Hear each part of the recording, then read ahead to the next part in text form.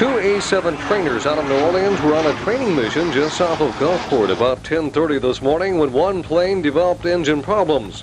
Navy Commander Edwin Phelps was apparently trying to make it to the Gulfport Biloxi Regional Airport, but never made it. We heard the explosion, the noise, and looked around, and there was fire coming out the tail end of the plane.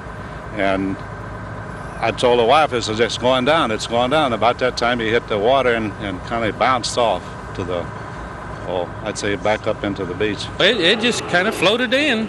You could tell that evidently he'd cut the power on it, and it just floated in. Were you worried that it might hit some of the buildings when you first saw it?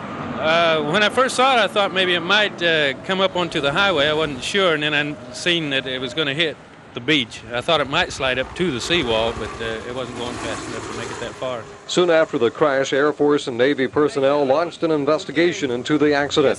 The aircraft is a Navy aircraft, A-7. The aircraft is, as best we know it right now, out of Alvin Callender Field in New Orleans, near Belle Chase, Louisiana. The pilot experienced difficulty from an extremely rough engine on final approach, and he had declared an emergency. It appears at this time that he did eject from the aircraft very definitely prior to the aircraft's impact.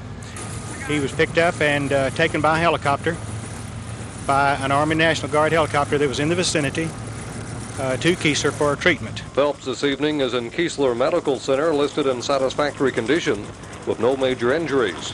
Throughout the afternoon, military and civilian personnel worked on ways to move the downed aircraft. One would be to shore up in the area with plywood and other timbers and get heavy equipment in and lift it with a crane. Another possibility that we want to look into, it may not be feasible, is to defuel the aircraft in place and then perhaps pick it up with a flying crane and lift it out of here and then transport it by flying crane into either Gulfport or Keesler. The big mystery tonight is what caused the plane to develop engine problems, and that won't be answered until technicians inspect the engines. Dave Vincent, Newswatch 13.